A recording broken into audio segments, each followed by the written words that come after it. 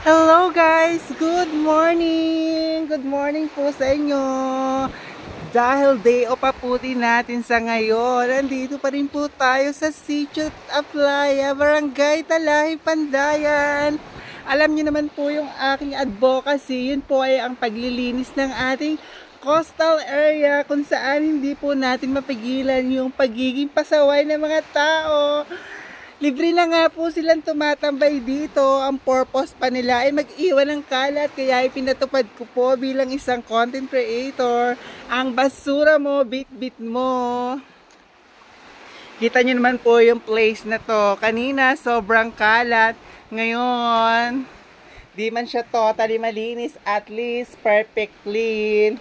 Yan po yung ginagawa ko. Talagang, kumukuha pa po ako ng timba para lamang basurahin ang mga tabi-tabi kasi minsan mapapansin nyo, ultimong dumi po ng tao andyan, mga napkin, mga pinag-inuman, ang nakakasura pa minsan, nagbabasag pa sila ng ng mga bote. Oh my God! Pansamantalang nalilinis po yung area na to pag may free time po tayo. Kaya sama-sama po tayo nyo akong suportahan sa aking advocacy. Yun po ang paglilinis ng coastal cleanup na mapanatili po ang linis at ganda ng ating coastal cleanup.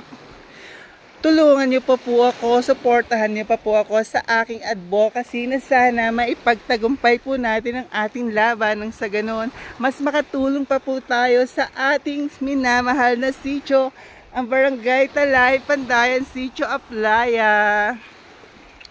Mapapansin niyo po yung ganda ng singsing na bato na kung saan dinarayo po talaga ito ng maraming tao, mga friend. Yan po yung pinaka-highlights ng Sitio Aplaya, Barangay Talahi, Pandayan. Ang pinagmamalaki po naming singsing na bato. Located lamang po siya sa Sitio Aplaya, Barangay Talahi, Pandayan. Yan po, ang ganda po ng place. At sa bandang baybay po doon, Lubo, Batangas City na po yun. O, diba? Ang linis na ng ating coastal cleanup.